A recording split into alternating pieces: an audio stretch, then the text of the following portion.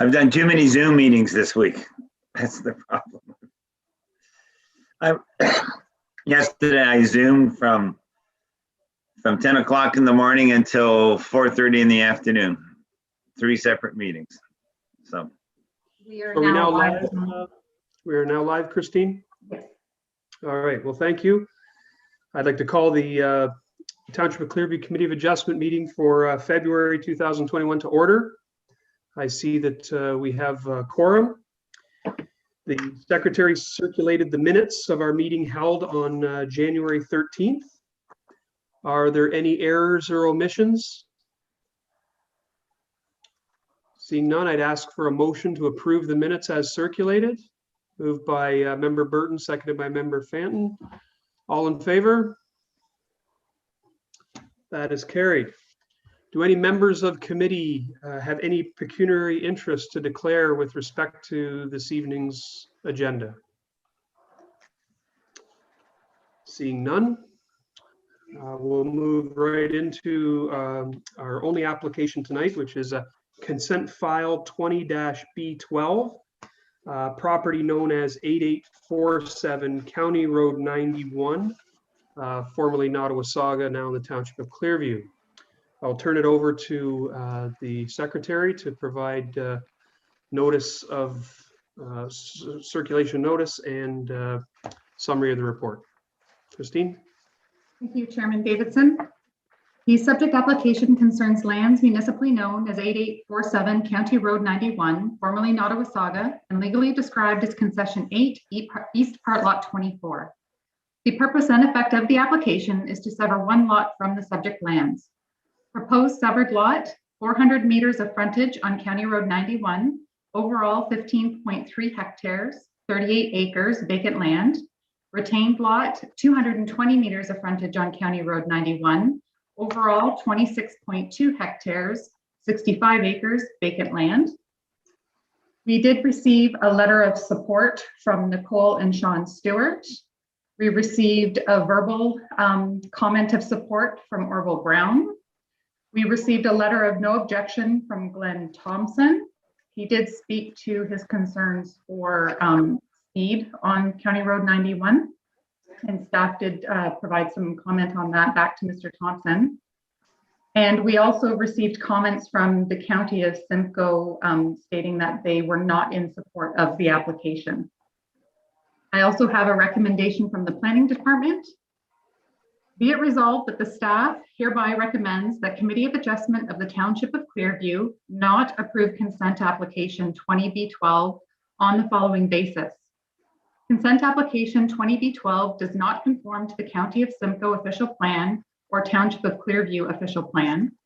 Consent application 20B12 is not consistent with the provincial policy statement, PPS 2020, or conformance with the growth plan for the Greater Golden Horseshoe 2020. That County of Simcoe have indicated that they do not support the proposed severance and will not issue an entrance permit to the proposed new lot. However, should the Committee of Adjustment of the Township of Clearview decide to approve consent 20B12 pertaining to lands at 8847 County Road 91, the following conditions should be included. 1, that the applicant meet all the requirements, financial and otherwise, of the municipality, including payment of the fee of $150 for each certificate of consent to be issued. 2, that the applicant provides a description of the land, which may be registered under the requirements of the Registry Act or Land Titles Act as applicable. 3, that the applicant pay to the municipality an amount equal to 5% of the value of land being severed in lieu of dedication of parkland pursuant to the Planning Act RSO 1990. 4, that any mortgage on the property be discharged from any lands being severed, and for any lands to be added to a lot with a mortgage, that mortgage shall be extended onto the additional land, and that the solicitor provide an undertaking in writing that this condition will be fulfilled.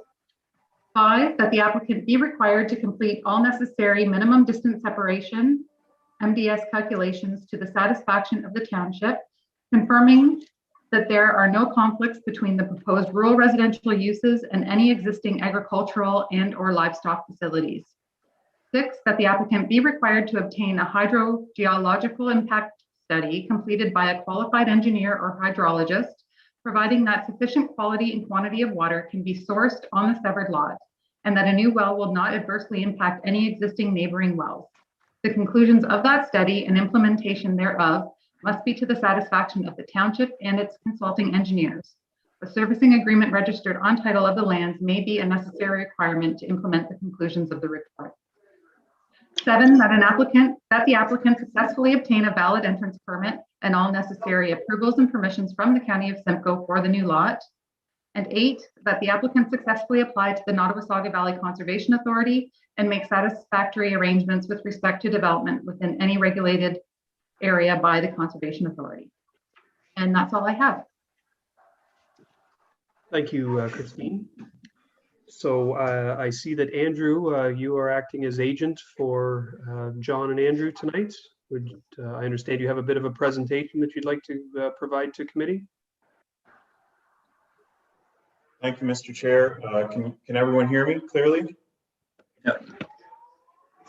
Okay, I'm just going to share my screen for a second.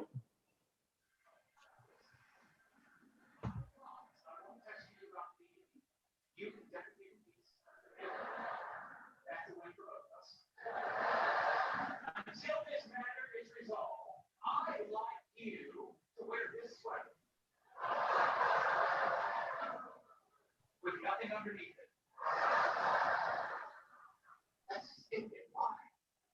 it. Perhaps we could ask those that are not Andrew to just mute your microphone, please.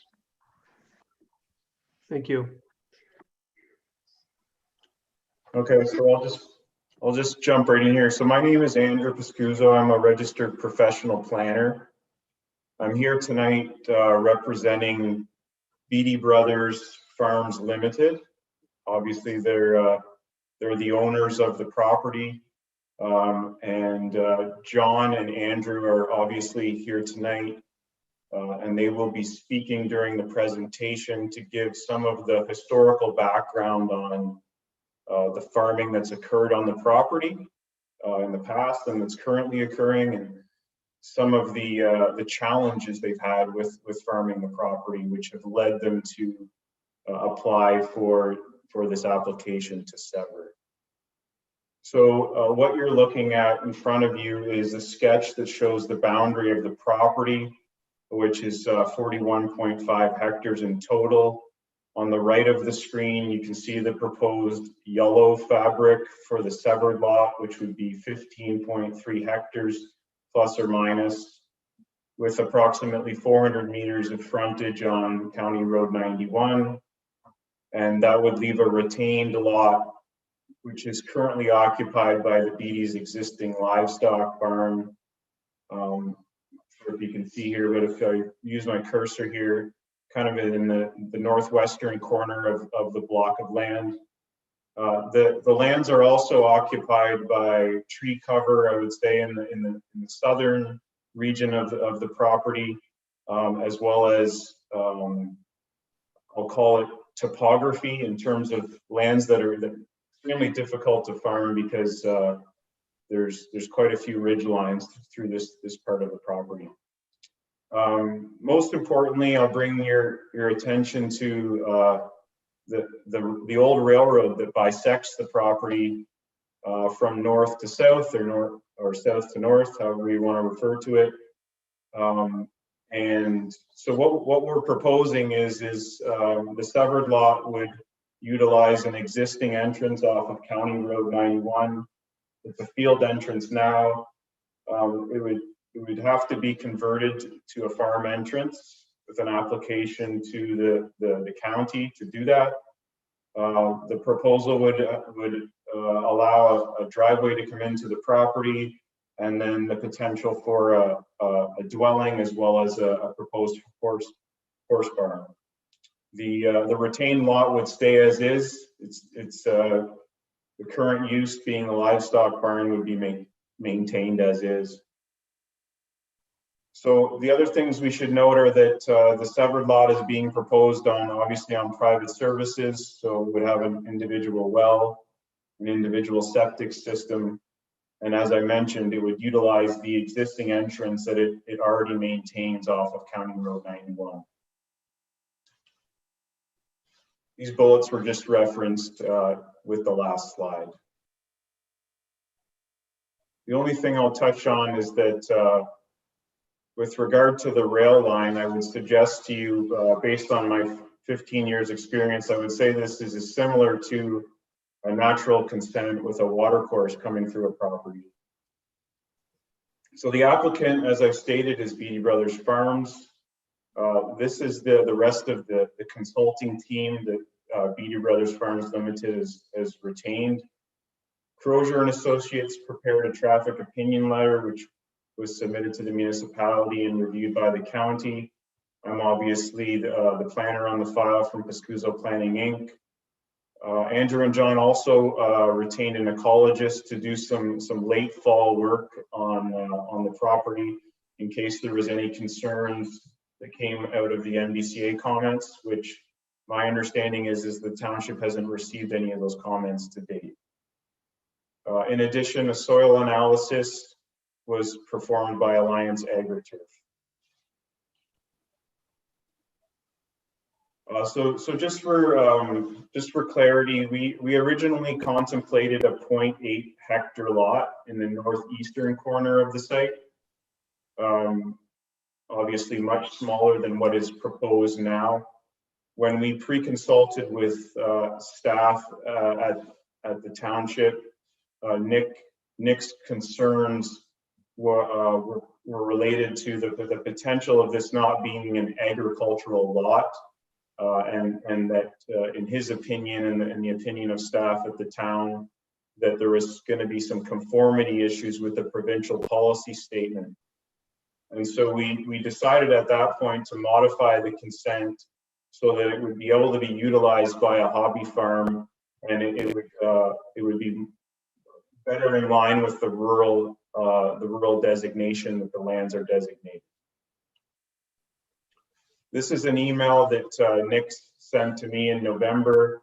I've highlighted the section that states that therefore, while the severance as proposed could generally be considered consistent with the current policies of the township official plan and zoning bylaw, municipal staff would not be in a position to state that the proposal is in compliance with the policies of the upper tier, particularly the PPS. And my staff recommendation report would have to reflect that. The email goes on to suggest that there may be concerns from the NBCA as well as the county, to be fair to Nick. So the reason I'm referencing this is because I'd like the committee to be aware that the 0.8 hectare severance that we originally proposed, in Nick's opinion, it would meet the tests of the township official plan, the zoning bylaw, but potentially not the PPS. And I'll get into the details of that later in the presentation. So the comments to date that Christine has notified everyone are that there are no objections from neighbors and only support. To paraphrase the county planning comments to date, they are concerned about what they're calling a new entrance. And obviously our side is taking the position that this is an existing entrance, which is a conversion. They're also concerned about the size of the proposed lot and the fact that a portion of the property is designated within the county greenlands designation. With regard to the township's comments to date, their concerns appear to be related to the provincial policy statement conformity as well as the size of the lot. So this slide, if you've had a chance to go through the materials within the staff report, is embedded in one of the appendices. It's a map showing the Canadian land inventory being what the soil classification is on the property. And you can see that once again, we're bisected here on this property by the rail line. Pretty much everything to the west is class 1 to 3, and everything to the east is class 5 to 7. And the suggestion we've made within our application is that we do conform with the provincial policy statement because the soils on the eastern half of the property are poor compared to those on the west side. So So moving to the next slide, these are some of the comments that Andrew and John have provided previously, but they've asked for the opportunity to speak on these, and I think it's important for you to hear from them. So at this point, I'm just going to mute myself and turn it over to John and Andrew temporarily. Go ahead, Andrew and John. Good evening, everyone. I'm John Beatty. This is my son Andrew, who's sitting beside me. I just would like to just give you a little overview and some reasons, supporting conversation about the points that Andrew has highlighted on here. So if you'll bear with me, I will just go through this. We're fourth and fifth generation of Beatty's to farm at this location in Clearview. My father and uncle founded our current farm business, which they established in the 1950s. In the mid-1970s, after graduating from the University of Guelph with honors degree in agriculture, I purchased half the shares of the company from my father. My cousin, a former business partner, purchased the other half the shares from his father. We ran the company together until 7 years ago. At that time, my son Andrew, who had graduated in 2005 from Wilfrid Laurier University with an honors degree in economics, was managing his own agricultural business. This included selling agricultural commodities across Ontario and coordinating custom livestock feeding throughout the province and Western Canada for a large Toronto meat processor. Andrew was also farming on his own in Clearview, and at that time came into the company and purchased 50% of the shares of Beatty Brothers from my cousin.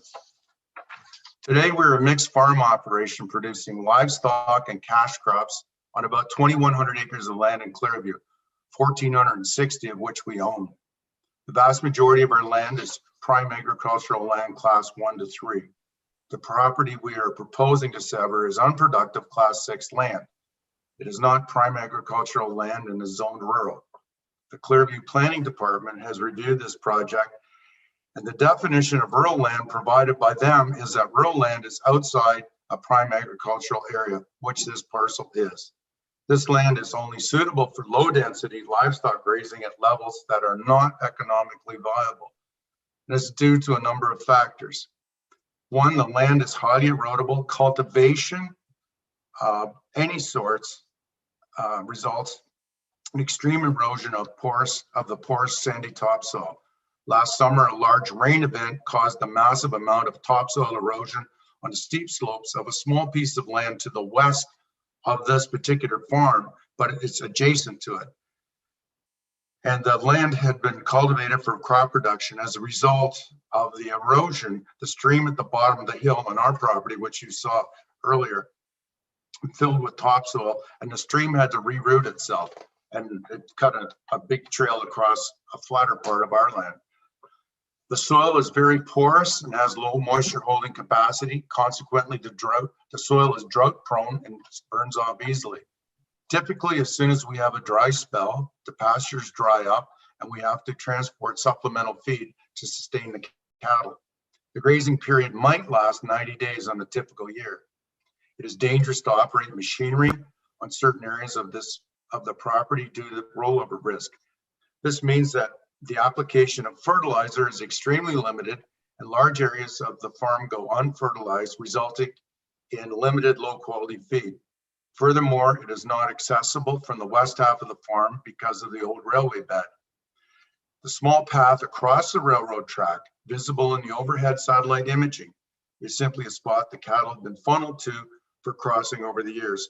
This cow path has 6 foot deep cuts from erosion and is not passable with equipment. Every time it rains, it just cuts a little deeper.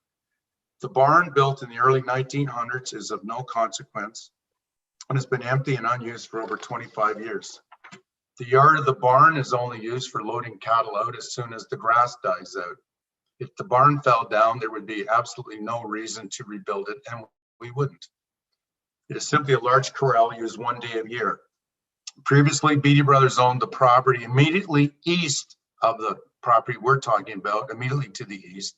We sold it in the late 1980s as it was as unproductive as this land we're discussing. Interestingly, the people who purchased the land subsequently covered it in trees. we're proposing to sever this land to form, I guess it's in acres, about 38 acres, livestock hobby farm, with the western boundary being the impassable decommissioned railway bed. The Township of Clearview zoning bylaw, specifically the rural zoning provision 3.5.21 states, for a livestock farm on a lot created subsequent to the adoption of this bylaw, the minimum lot area shall be 10 hectares and a minimum frontage of 150 meters. And we fall well within that. There are many part-time and hobby farmers that operate here in Clearview. They contribute to the community in an important way, both economically and socially. This land is perfectly suited for the hobby farm use we are proposing. In conclusion, I would like to add that in the early 2000s, the past Clearview planner, Michael Winia, suggested to me at a meeting I had with him one day, that because this property is zoned rural, we should strongly consider dividing it to make better use of it. Michael recognized that because of his rural zoning designation, this land had more potential than what it was currently being used for. And I would submit to you, to each and every one of you, several of you I never met before, that I think that actions speak louder than words, in that in terms of action, we do farm a nice bit of land. We know the good stuff from the poor stuff. If it was class 1 land, you couldn't get it from me. We have to fight with everyone to get that land. But this is simply something that's better suited for another use. And it's not doing us any good, but it would be well fit into the hobby farm genre, if you would care to use that word. But that's why we're here, and that's why we're asking for this. It's, for us, it makes all the sense in the world. Thank you very much. Thank you, John. So back to you, Andrew Pizzuto. Thanks, Mr. Chair. So I'll just continue. The next slide, at this point, the remaining portion of my presentation is what I call my interpretation of the policy. You've obviously heard or read within the staff report of your planner, as well as comments from the county about what their interpretation of the policies are. And I've provided a planning justification report in terms of what my professional planning opinion is on this, and why I made the application on behalf of the Beatties. Obviously, don't take any applications lightly, and it's important that all the policy is reviewed before making applications. So jumping right into what the county concerns are, their specific one is about the entrance. And they've expressed the opinion that the proposed consent will require a new residential entrance permit, and that according to the county official plan and their entrance bylaw, that no new residential entrances are permitted along County Road 91. So in terms of a response to that and my interpretation, it's obviously that this proposal is to convert an existing field entrance to a farm entrance. And the proposal is for a new rural lot to be used as a hobby farm. It's not for plopping a house down on a 0.8 hectare property, which is what's happened across the road. And that's the strip development that you see up there. That's what we were trying to avoid by making the modification to our application when we pre-consulted with staff. In addition, the third bullet there references the traffic opinion letter. I made the suggestion to the Beatties that they go so far as to retain the services of a professional traffic engineer to determine that the site distance and the access spacing perspectives that are required by the County of Simcoe's entrance bylaw are met. And if you read through that report, the conclusion of that report is that this entrance will meet that test. What you're looking at is an image facing west on County Road 91, basically standing in the middle of the highway, and you can see the existing entrance and culvert on the southern side of the property that I'm referencing. Similarly, facing east along County Road 91, once again, you can see the entrance and gate. The purpose of these two images, I'll just go back. is to show that there is no sightline concerns related to ingress and egress of vehicles coming in and out of the property. You can see quite a ways. The slide in front of us now is a reference to the county's entrance permit application. Just to be clear, what we're asking for is to change the classification of the entrance. And when you're filling out the application, this is what you're looking at. We're not going to be applying for a residential entrance. We're going to be applying for a farm entrance, and we're going to be applying to change the classification of an entrance. This is one of the policies that are referenced in the county's letter, specifically 4.8.33, which states that the existence of multiple entrances to a parcel of land does not imply that additional lots can be created. So as a professional planner, I read the words, and my interpretation is that just because it simply says it's not implied, it doesn't say that additional lots should not be created if there's an existing entrance there. So that's my interpretation of the policy, and that's why I think that this should be supported and approved so that we can go through the process of obtaining a permit for the entrance conversion from the county. The county in their letter also stated that they had concerns related to the fact that a portion of the property is designated greenland on the southern end of the property.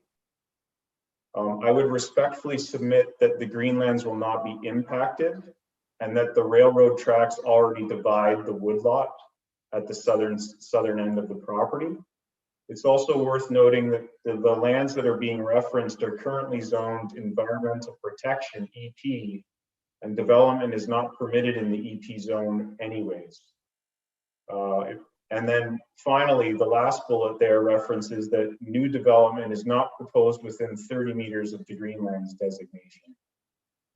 So as you can see, this is the county mapping with regard to the Greenlands.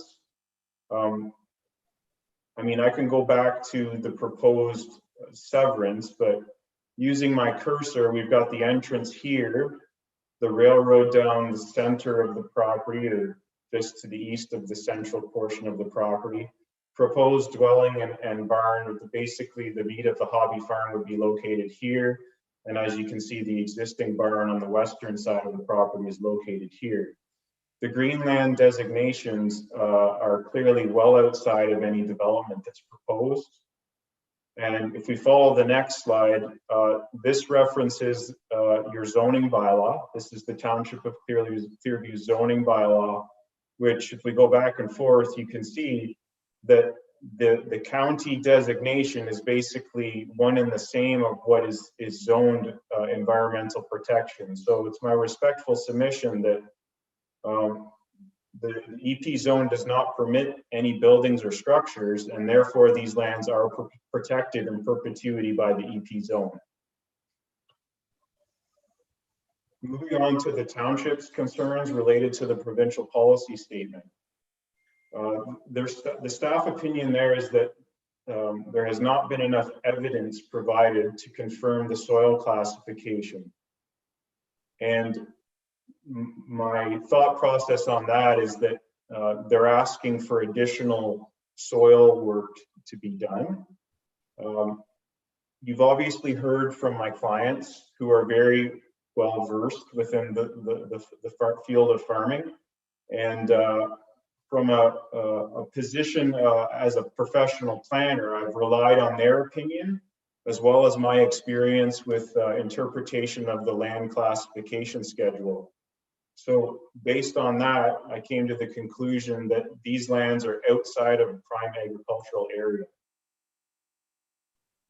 Not only that, the lands are designated rural and they're zoned rural. So the concern I have is that if that's the rationale that the municipality is going to take, it's possible that all the lands outside of the settlement areas in Clearview will be designated prime agricultural in Clearview's new official plan. I understand that the municipality is currently going through their 5-year official plan update. Your OP is from 2001, so it's more like a 20-year official plan update. But it's my professional opinion that this doesn't seem like a reasonable interpretation of the provincial policy statement. It's basically like saying that all the wet areas in your municipality should be considered provincially significant wetland, which is not the case. There are obviously different standards associated with it. And just to confirm again, that the lands are currently designated and zoned rural. Here's the official plan schedule of the town.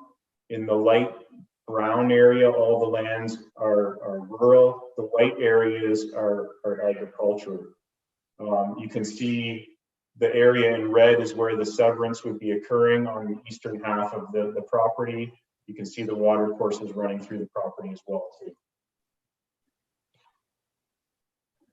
Another of the township's concerns is related to the size of the lot.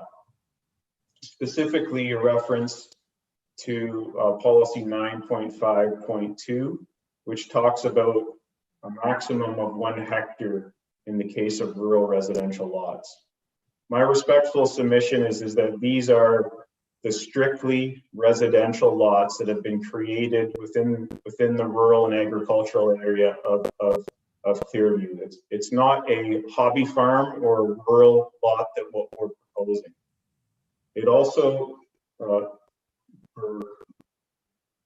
obvious reasons, I've highlighted the text that allows flexibility in the policy, specifically design considerations being the railroad and generally, which doesn't mean that it has to be a maximum of one hectare. It just says generally. It's also worth noting that the rural zone has a minimum lot size of 0.6 hectares, and obviously we're going to meet that standard.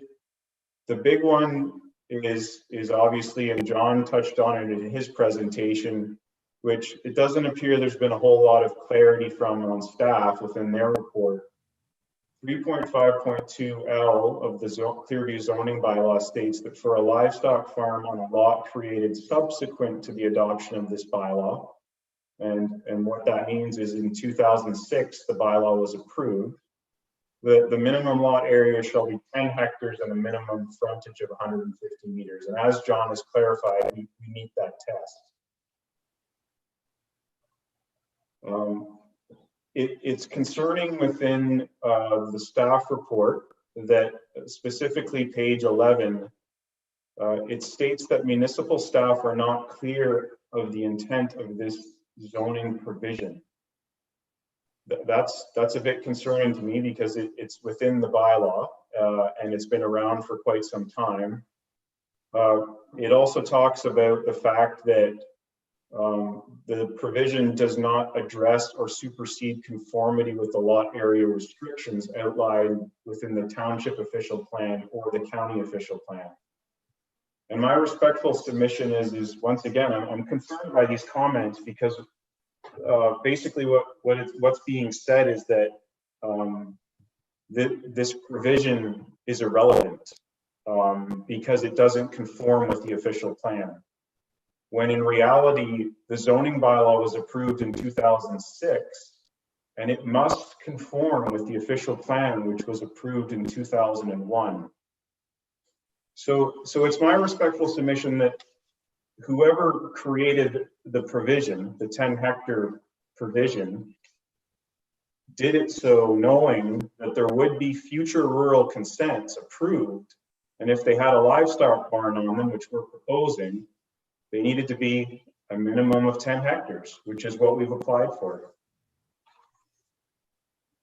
I ask myself this question every day and on every single application, is this good planning, Andrew? And the conclusion I obviously made was yes.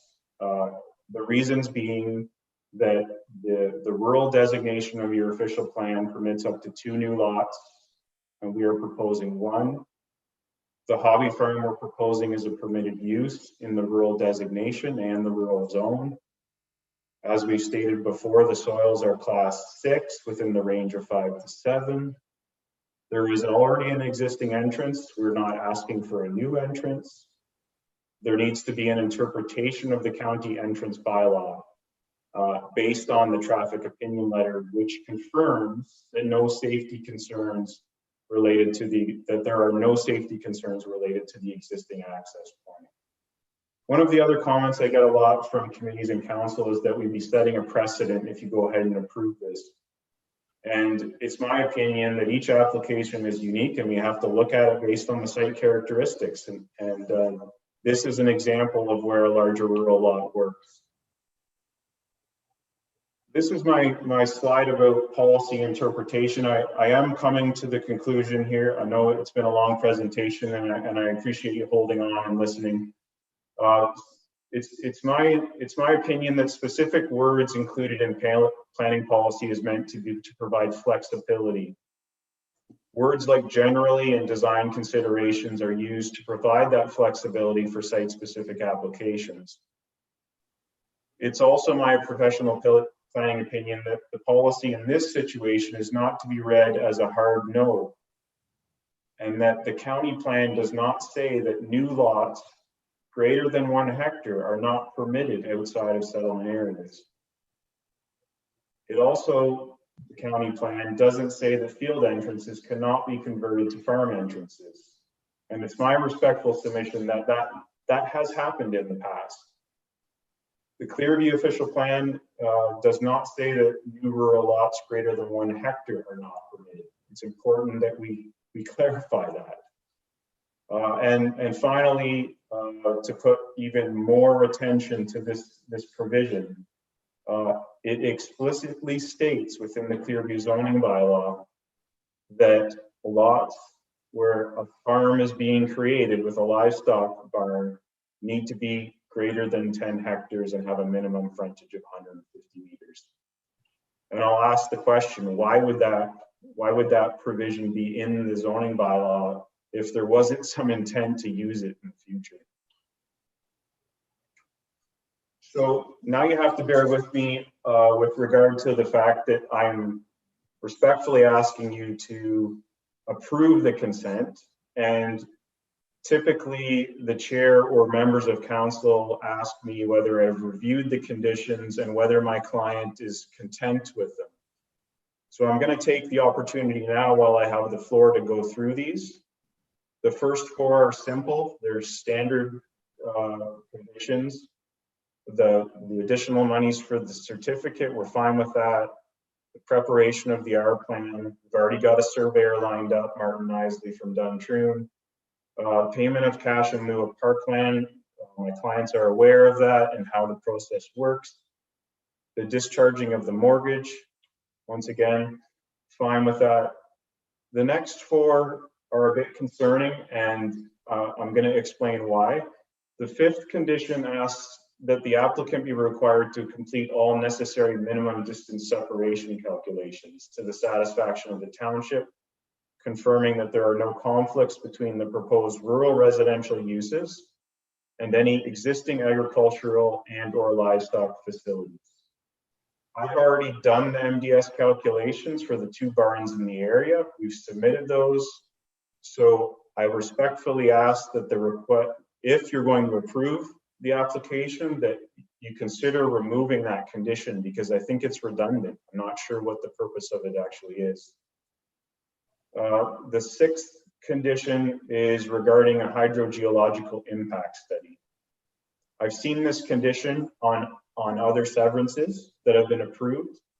It's typically in a situation where a neighbor has complained or has had concerns related to their well drying up, or the fact that they're concerned about water taking in the area. None of those concerns have been presented, so it's my concern on behalf of the client that the necessity of this hydrogeological impact study be reconsidered, because it seems unnecessary to me.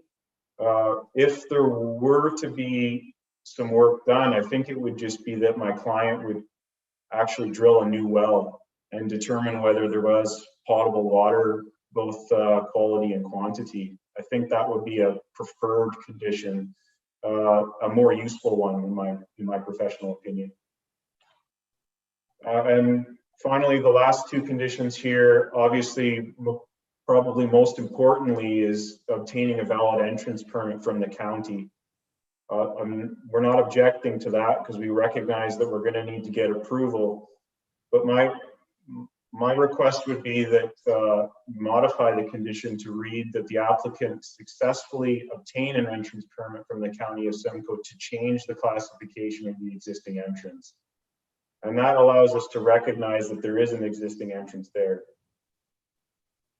And then the 8th condition is that the applicant successfully apply to the NBCA and make satisfactory arrangements with respect to development within any regulated area by the Conservation Authority.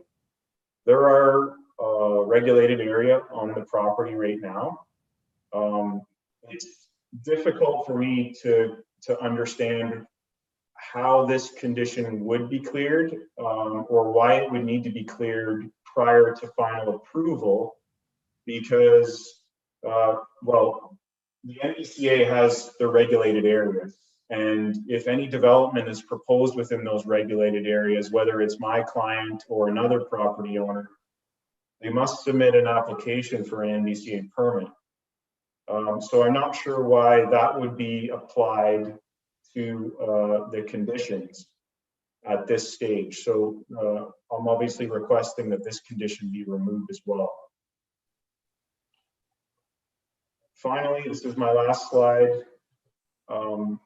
It's important that I think my clients and I hear from the members.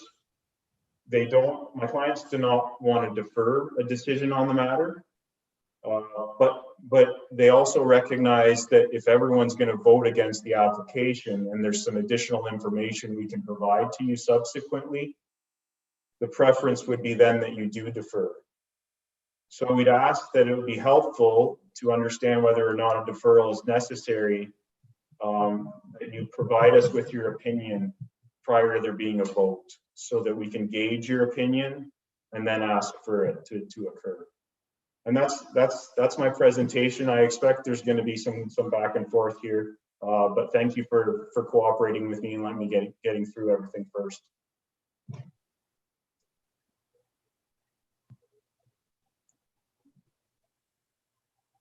If you can close out your screen, Andrew, and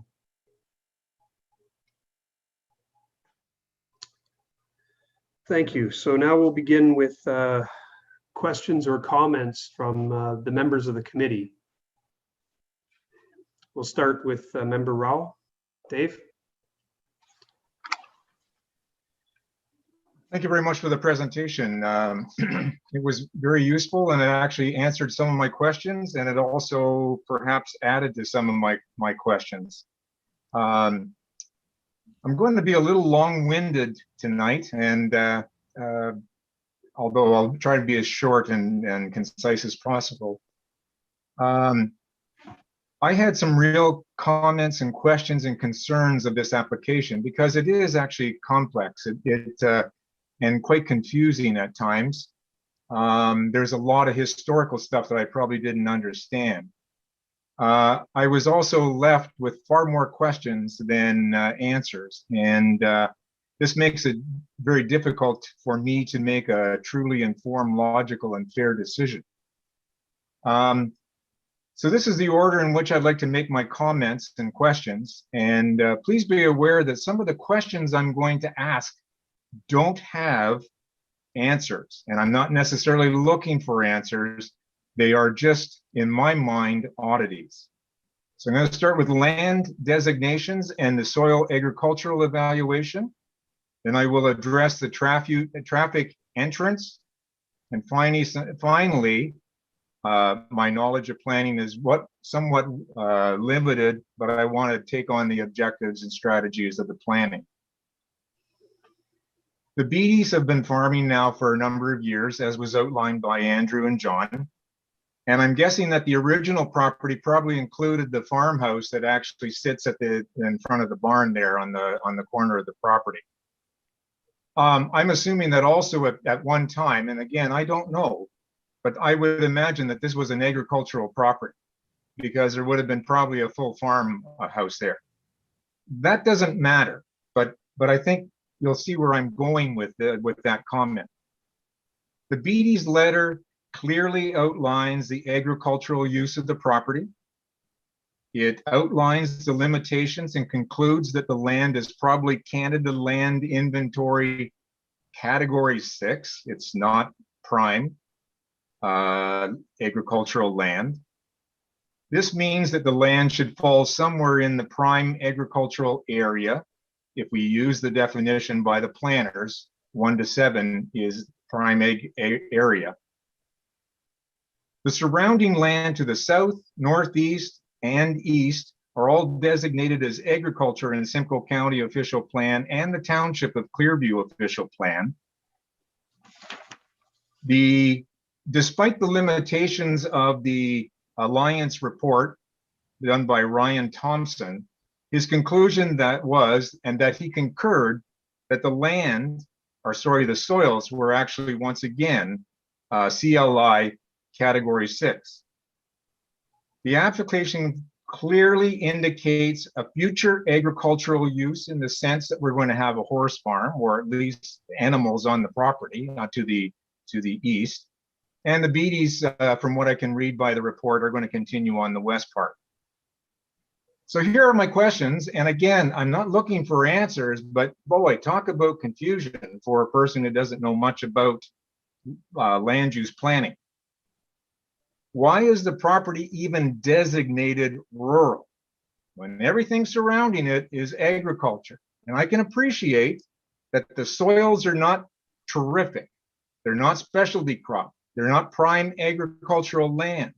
But it just seems that the designation of this land is an oddity to begin with.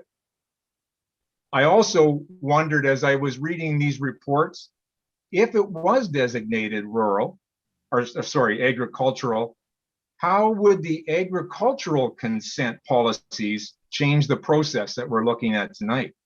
Would it be a little easier to make a decision if this was designated as agriculture instead of rural? Moving on to the traffic, and I appreciate the information that has been shared tonight because it's exactly what I noted as well. When I was out doing my field visit, I actually noticed, and I say there appears to be an old existing entrance on the east part of the property. It may not have a permit on it now, but it's there. Secondly, the traffic report that was completed by the consultant for the applicant, who has a master's of engineering and is a professional engineer, and therefore is highly qualified and bound by professional ethics. He addresses things like sight lines and slopes and curves and so on and so forth.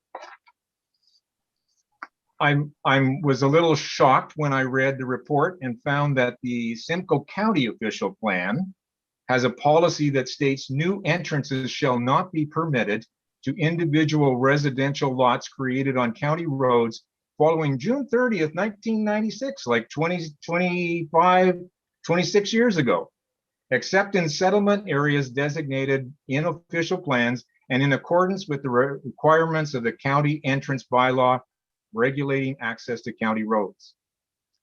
So again, questions before tonight that came to my mind is this is not a new entrance. There is currently an entrance there.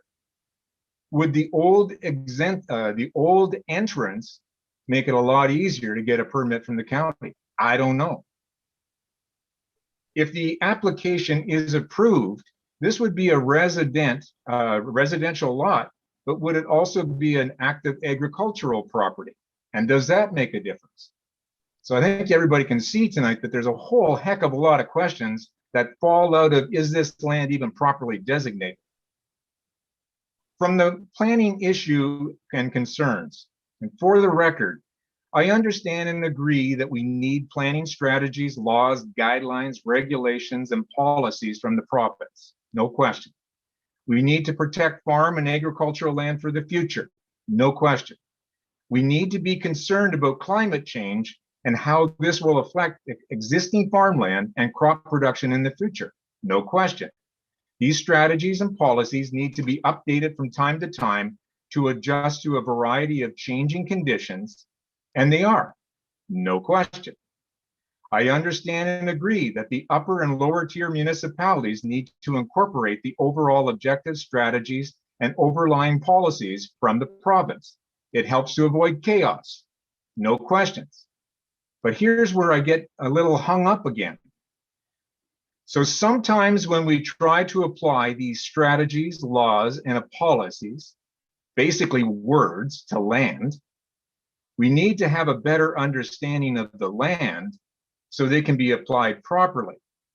Essentially, this is where the tire meets the road. We need new and proper scale appropriate agricultural mapping. And part of this falls out of the problem that we don't have proper mapping, so we don't know what the heck we're dealing with. We have new or relatively new PPS guidelines and directions. We have new and relatively new places to grow guidelines and directions. And we have extended the greater Golden Horseshoe area. I'm sure the planners here can list many other policies, etc., that have come and gone and been updated in the last 10 to 30 years. But the agricultural and soil mapping for Simcoe County was completed in 1962. Well, it would be 50 or it'd be 60 years next year, and has not been updated since. The original maps were produced at a scale of 1 to a mile. Maps in digital/electronic form have been produced using these old reports at a scale of 1 to 50,000. But where is the new mapping? How accurate was a 1962 study? There are lots of new technology now that was not available in 1962, including Landsat imagery, infrared structure studies to determine soil moisture content, GPS units, digital mapping, just to name a few. How applicable are the 7 categories of the Canada Land Inventory now, considering all the changes to the provincial land use planning strategies and policies? Would new mapping help? Should there be more categories? Almost finished, guys. My last little comments here are finally the red herrings. Environmental protection land, hazard land. The applicant is not proposing to destroy these. The applicant is not proposing to cut down trees. How accurate is the environmental mapping? When was it completed last? Here's a clue, a hell of a long time ago. The old railway bed, as another red herring, is a perfect property boundary. From my limited personal perspective, probably from a practical perspective, and probably from a licensed professional land surveyor's perspective, this is a good boundary. It's not totally dissimilar to a property boundary that follows a stable waterway or roadway. So I'm gonna pass it back to you, Mr. Chair. As I say, I read this thoroughly. I enjoyed a lot of the reports, and I must admit that at the end, I was more confused because of the lack of consistency, the lack of true definitions, and I think more than anything, where the written word meets the land, there's a true disconnect, I think, on this chunk of property. Thank you. Thank you, Dave. Nick, did you have any comments with respect to some of the rhetorical questions? Thank you, Chair. It is tricky. There's quite a bit that kind of went over there. I'm not sure how we want to approach it. Let me see if you don't have any comments, that's fine as well. But you know, there was some it was just a pretty. Yeah, sorry. Go ahead. How was this property designated rural, where it's agricultural around it, proximity to Duntroon, you know, some of the other land features? All this goes back before all of our times when it comes to municipality and the planning and the creation of the original official plan or the amalgamated official plan in 2001. So I don't know if there are any answers to it, but I wanted to give you a shot if you wanted anything before we move on to another member. No, that's fine. And in terms of, you're correct, in terms of our official plan, it was completed in 2001, which would have had subsequent before adoption. It was been worked on prior to that. So it is over about a little over a 20-year-old document at this point in time. It would have been our official plan. It designates rural lands as anything from 4 to 7 class, and that's where it would likely been done through a MAFRA. And then again, prime agricultural or agricultural lands is the 1 to 3. That said, at the time, it was a different time 20 years ago in terms of that portion. Areas around rural settlements were also sometimes designated rural for possible expansion outside that area. So that can sometimes be considered as a part of that. But again, at that time, rural provisions were a little bit more permissive. So in terms of the type of severances you'd see to the north of the lands or other type of commercial uses, those would be more readily permitted versus what would be more restricted now in terms of updated provincial policy or even upper tier county policy. So in terms of how it was designated, it would likely be done through the similar mapping to what we have now in terms of CIL mapping, and then likely through a MAFRA, the size of the property, its location. Those have been items that would have been brought into consideration. All right, thank you. Any other members of committee wish to ask questions or make a comment? I'll start with Member Burton, and Chuck, you're on deck. Yes, thank you. Thank you, Mr. Chair. So this is a very complex application. And I will say that my original thoughts when I read this and then went to the property to do a visit, I was leaning towards supporting staff's recommendation not to support this. But I will say that Andrew and the Beatties have put a very valid points forward. You've done a very good job on presenting your position. Both Andrew's done a great job, and the two Mr. Beatties have done a great job. So it really, my biggest concern is this entrance from the county. And is it an existing entrance or is it an existing illegal entrance? You know, that's one of the questions I ask myself. My big concern is, and I've seen this happen at county, you all know I'm a county councillor, and I've seen at county where a committee of adjustment for a municipality has approved a separation of a lot, and then the county, and going against county's recommendations, going against their own planning staff, and what happens? County appeals it. So then we're in the position, and this is the question I have to ask myself. If we support this or don't, if we don't support this, is the client going to file an appeal? If the county decides to appeal this, are we in a position, and what are our chances of defending? Because now we are going to end up in an LPAT hearing, and we have to defend our position for supporting the severance. So it's really, I'm looking at it from the legal possibilities and legal battle. And once again, if we do end up in an LPAT hearing, now we're talking about thousands of dollars at the expense of the township. So that's a concern for me. So I'm trying to balance the political reality of it. Do I think it's a great opportunity to, no doubt it's going to be agricultural. I think it would be, awesome to be a hobby farm. I think from an agricultural point of view, the right thing is to award the severance. The political part of it is, where does this lead us? And Andrew did a very good job at defending the position and actually contradicting or opposing what the intent of the planning regulations are. So those are the things I have to decide between now and when it's time to have a vote.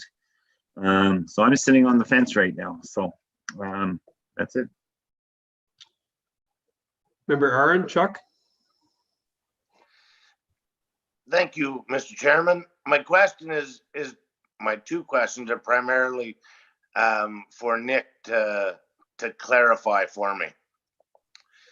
So if it is designated rural, what can they put on this property that they're trying to sever other than a hobby farm? No, sorry, go ahead, do the second one as well, sorry. Second question was to the entrance. As a transportation industry professional for 35 years, I drove the road. I fully support the sight lines. If someone's going in there with a car or pickup truck, the slowdown to traffic is significantly less than someone going down there with their John Deere tractor. And the traffic interruptions that a farm tractor causes on that road. So I'm not sure why, if it is an existing entrance, why the county would take a position of maintaining it as a illegal farm entrance over making it an actual property entrance. Those are my two questions. And Nick? through chair to Chuck. So in terms of transportation component of it, it's challenging for municipal staff to address because it is a county roadway and it's under their jurisdiction. Staff do not want to be interpreting county policies or their comments that they've provided. The only comment I would say is that the county was circulated on the formal submission package. So they have reviewed the traffic report, they have reviewed the planning materials, or have had an opportunity to. And the comments they provided would have looked at those. So they would have seen the arguments, and the comments they provided forward would have been the ones that they would have, that's what they basically indicated to us. And that's what reflects in terms of the recommendations provided in my report, as well as some of the policy sections. Now, in terms of the second component, in terms of what would be permitted on the site, so the rural zone does allow for a number of less permissive agricultural uses on the property, and it also allows for any type of any use allowed in an agricultural zone is permitted on the property. So the site right now, as it's currently supporting an existing livestock barn as well as pens, that would be permitted on the site. Additional livestock uses or any sort of farming would be done. The challenge that comes into is when our rural policies in terms of consent typically limit our rural consents to 1 hectare. And I know there's some confusion, there's some generality, and it should be maximum of 1 hectare. But in terms of the overall size, design considerations are taken into consideration about if it needs to be 1.2 hectares, 1.5 hectares to accommodate a geothermal or a well or septic due to the site. That's typically a design consideration that municipal staff would review for it. Increasing the size, 15-fold is typically not a consideration that we would look at for that. So typically, on terms of the rural severance portion of it, they'd be limited to rural residential use and associated uses. In terms of what they're allowed on the existing rural property, that's 41.7 hectares in size. Any sort of agricultural use currently, provided it meets MDS requirements. All right. So you're, Member Fanton, sorry, you have a supplemental, Chuck? I was just trying to clarify, could they turn it into a residential property of 47 hectares? Nick? Yeah, any property, the applicant is obviously, they own it, you're allowed to have a single attached dwelling on a agricultural property and a rural property. So yes, they could just use it as an existing residential property on a large parcel.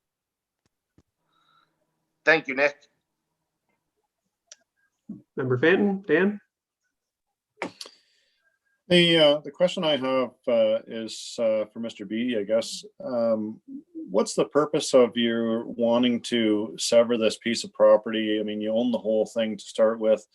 Are you planning on selling off the other half and disposing of it? I just don't understand why you're wanting to sever this into 2 different parcels.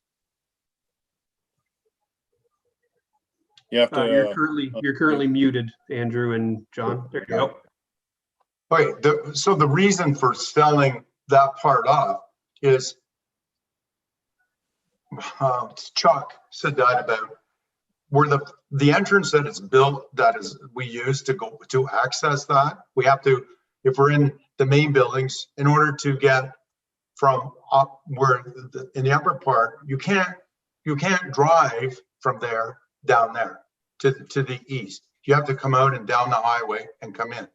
So you come out, you slow the traffic down, you run the risk that a truck's going to run over you. You come down the highway, and then the driveway that we go in, that driveway has been there since I was a little kid. That's a long time ago. Before that highway was rebuilt in the early 1960s, and that driveway was built there. It wasn't an illegal driveway, but it was a driveway that was built by MTO at that time to access that part of the farm, because you literally come with machinery or a pickup truck. It's dangerous enough, pretty dangerous with a tractor. If you walked along the railway bed the way they left it, you could see that you cannot get down there. So you cannot get down there. You can't make improvements with machinery unless you come around and go in the other way. But it's so erodible. It supports almost no cattle. It burns off. What we want to do is reallocate the capital that we have tied up in that land into something more productive to make our company more competitive in agriculture is what we want to do. And whether we develop it ourselves into this hobby farm and, sell it to somebody else, or we sell it as it sits so somebody else can do that. I mean, we've been approached by people who wanted to do this. We haven't decided that yet, but yeah, the reason for moving our money out of it is like it literally supports about 12 cattle for the summer, and that's not economically viable. So we can put that into something that's going to make us much more competitive. Well, we take profits out of other parts of the operation to support what that loses. That's basically it. Yeah. Because that will not support anything that's economically viable. Not in 2021. There's just no way. Thank you. Any follow-up questions, Dan? No, I think I'm okay there for now. All right. Thank you. Back to Barry. Thank you, Mr. Chair. So my question to Mr. Beatty Senior there, you made the statement that existing entrance, what you're calling existing entrance, was put in by the MTO when the highway was done. Is that correct? I know this because I grew up here. So that highway before, from Stainer to Duntroon, was low down and narrow with no shoulders. In about 1960, I don't know, 65, 66, something like that, it was rebuilt. But before it was rebuilt, there was an entrance in there because at that time, I used to go in there with my dad. It was the only way you could go in there as a kid to get into that part of the farm was through an entrance there. So when the highway was rebuilt in the early 60s, they improved and they made all MTO spec driveways. We have a number of them on our property that runs along 91 highway. And that happens to be one of them. But the highway built it to spec. That's why it's so wide and flat with culverts and everything. There's nothing, it's nothing, assumptive about it or illegal about it. And it was recognized at the time because at that time, even the iron was still in the railway bed. There was no way of crossing it. So, except for if there was a level crossing. So to confirm what I asked, when the road was rebuilt by the county back in the 60s, they put in the culvert and actually created that as an entrance off County Road 91. Is that correct? That's right. And at that time, see, it was before Mike Harris was premier. That was a province of Ontario. That was a King's Highway. And then he downloaded all of that stuff, all those, like Highway 124 was 24 and 91 or 191 or 91 was, instead of County Road 91 was Highway 91 from Stainer to Duntroon. And that was the highway that built it. And the counties assumed it in the condition at the time of Mike Harris. It was downloaded. So they never came to us and said it was anything different than what it had already been. Does that satisfy you? Thank you. Yes, so at the time that the highway was built, essentially the condition it is, it was owned by the province. So the province right. put those driveways in and built them to those engineering specs. On the highway. Yeah, but are we unmuted? You're unmuted. Well, is it unmuted? Yeah. Oh, okay, so the driveway where Clearview Nursery is, that was a highway or a driveway that was put there.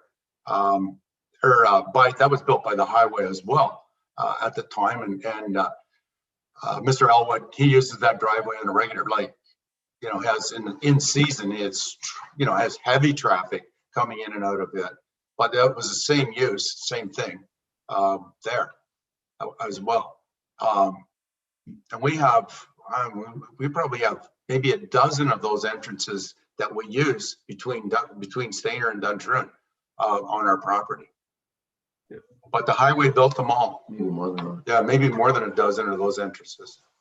All right. Some of them are double entrances. Yeah. So. Okay, thank you. So I have a question, I guess, of Andrew Pasujo. Is your assumption that it's an agricultural, you're requesting a change to a farm entrance from a field entrance simply on the acreage of the property that you're proposing the severance? It's if you're severing it off and the county's saying that they won't allow a new residential entrance and you're saying it's going to be a hobby farm with a house, where is your argument that it's not a residential entrance, that it's a farm entrance? Is it simply on the size of the property? The size of the property, as well as the fact that a farm usually has a dwelling on it, Mr. Chair. So when I look at the application form, the nomenclature in their letter is basically that they're saying no new rural residential lots. And my position is that is in reference to a 1 hectare lot that's being stripped along their county roads. That's my professional planning opinion, that they're trying to avoid those. And in this case, the hobby farm conforms to the farm application, and it's just a change of use. So I hope that answers your question, but I'd like to go a little bit further while I have the floor and try to relieve some of Deputy Burton's concerns with regard to the county appealing. My gut feeling on this one is that they wouldn't appeal this committee's decision. They would simply withhold the entrance. And therefore, it's not really any sweat off your backs if you approve this, because I guess what I'm trying to say is let us take on that fight ourselves as a condition, because I doubt the county's going to be signing up for an LPAT appeal to avoid the decision you're making. My assumption is they'll just withhold the entrance permit. And I've warned the Beatties of that, but I think that's a fight. There are some exceptions in the entrance bylaw. If we have to go that route, we can go and get a decision from the corporate services. There are some options for us there. And I think this is step one of the 2-step process, the second one being us successfully obtaining that entrance permit. So that was going to be my follow-up question, is if by chance this committee did decide to grant the consent and the county withholds the permit, then you have to, what is the appeal process in their bylaw to allow you to try to get a permit? It's not LPAT, they have a whole separate appeal process with their entrance bylaw. I mean, every bylaw has the ability to be amended, right, Mr. Chair? Well, I realize you've been in this business a while. You understand that. So when the planner takes the position, the hard and fast position is it's not possible, I have serious concerns with that, because that's not actually the case. There are exceptions in the bylaw. All right. And so after a year, if we don't satisfy the conditions of your decision, the consent would lapse. Obviously, that's not what my clients want to do, but, it's my experience that a lot of times you have to take a couple punches, you have to get into the game, take some chances before you're going to get your approvals, because there's a bunch of layers on every application anymore. So again, that takes to another question I had was, if by chance this committee does decide in favor of the consent, do you need a longer period of time in order to meet some of the conditions that are being recommended by the township? Rather than just give you 12 months, do you want longer to try to get through the process with the county? So anyway, that's rhetorical at this point. Member Burton. Yeah, my understanding is they can always come to council and ask for an extension of the conditions. Is that correct, Nick? I believe that's correct. You can always apply for extension of the conditions. If I may, Chair, to Member Burton, when a decision has been made on a consent application, you're given 1 year from the date of decision. There is no opportunity to extend past those 12 months. They would have to reapply. Okay, but they can reapply. Okay, so thank you for that. So I will tell you that I am convinced that the driveway is an existing driveway. So I think, I have to weigh all this in my decision making. I also like to state the fact that if we were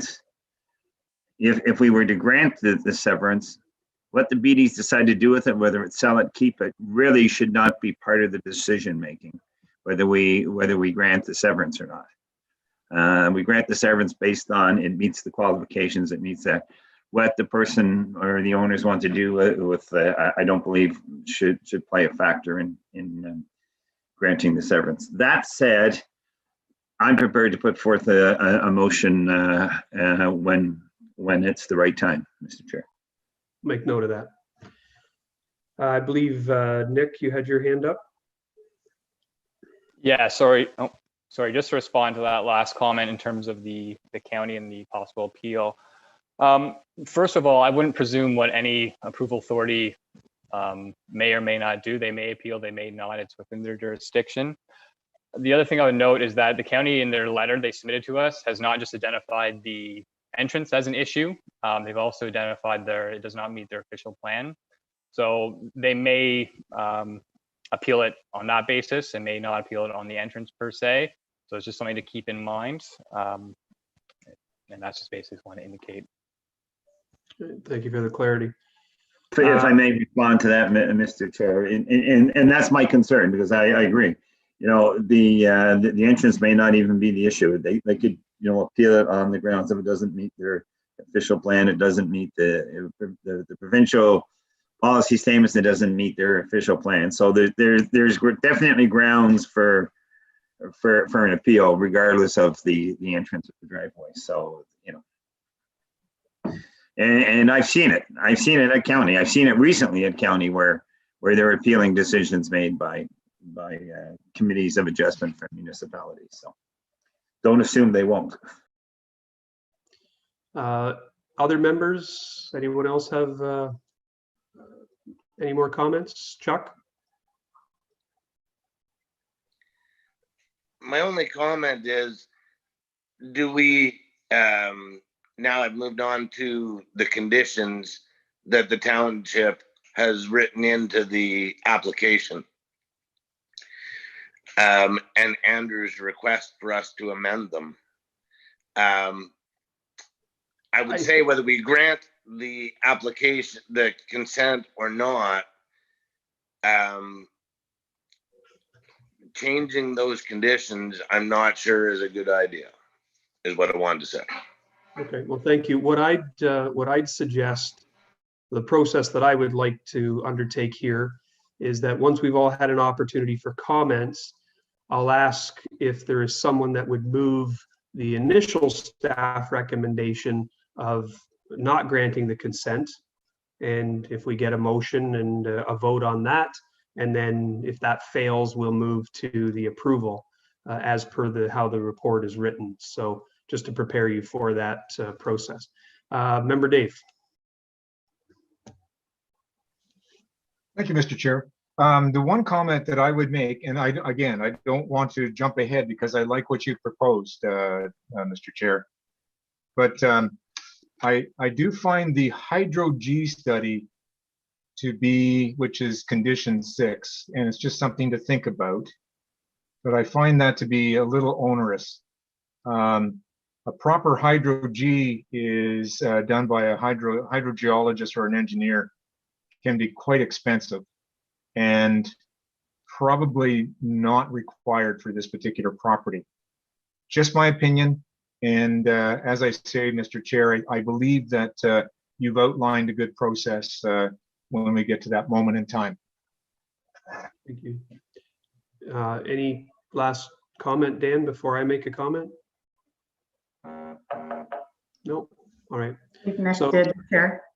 I'm sorry, Yeah. I believe Nick did. Nick, sorry, go ahead. Thank you. In terms of the Hydro G, I probably should explain it more in the report. It is a requirement of our official plan for any development going on private services that a hydrogeology report by a qualified hydrogeologist is undertaken. In addition to ensuring that there's quantity and quality of potable water for the property, it's also insurance for the applicant to ensure that if someone does come in the future and say, oh, my well's running dry, if there's issues, they do have a qualified Hydro G study that they can look to. So it is a standard requirement for any severance on private services and is a requirement of our official plan. So that's why we typically include it as a standard condition. Okay. So with respect to my comments, I look at this piece of property, I understand the BD's perspective. It's not viable for the operations that they wish to partake in. The railway does provide a great visual reference point to sever this property. They speak of being able to pasture about 12 cattle. The property is highly valuable. Everybody wants a bit of acreage right now, and it's an opportune time if this property was available for someone to acquire. The intensity of an operation, whether it's an equestrian operation or some other type of smaller livestock, I think we'll end up with the same issues that the BDs have now with their cattle with respect to fertilization, nutrient management, and et cetera. So I'm sort of sitting with Barry here on the fence as to, ultimately we're a product of the county, in my opinion, and our official plan has to comply with theirs. They're saying that this proposal doesn't comply with their official plan. So I'm not quite sure where to go on this. So we did have a staff report that was submitted to us. It had two options. It's the it had a recommendation that the consent not be granted, and then it had an alternative if committee felt such that they did not agree with that recommendation. So I'll begin with looking for a motion, if any, for the staff recommendation. Reverend Burton, or Reverend Burton. Member So Burton. the recommendation I wanted to put forward was the option was to support the severance with the existing conditions. If somebody would second that, that would be fine. I'd be willing to listen to amendments in regard to conditions, but as far as I'm concerned right now, I would keep the original conditions attached. All right, so we do have a motion on the floor. I'll ask for comments from Dave. I'll second the motion. You'll second the motion to approve the consent with the 8 conditions as outlined. That is correct. Right? Any comments or questions with respect to that motion from the other members? Seeing none, then I will call for the vote. All in favor of recommendation number 2 to support the consent? That passes. So, gentlemen, the application consent file 20-B12 for property known as 8847 County Road 91 has been approved for consent from the committee as per the 8 conditions, which I'm not going to take the time to read. There will be a 20-day appeal period, and the county will be notified of this decision as well. Are there any questions from any of the applicant or their agent at this point? No, Mr. Chair. Thank you, committee members. Much appreciated for your time. Thank you, Mr. Chair. Thank you. So close this application. Well, thank you very much. That is the only. Good night. Any other new business, Madam Secretary? I have no new business. No new business. Our next meeting is scheduled for Wednesday, March 10th. Nick has some new business. No, you're just waving. Waving by, sorry. All right, well, thank you. Thank you for the work you did on this. It was. Yep, no problem. It's a complex file, and I have a feeling it's not over, but you know, it's. We'll see. Yeah. It makes sense for them to try to get this type of consent.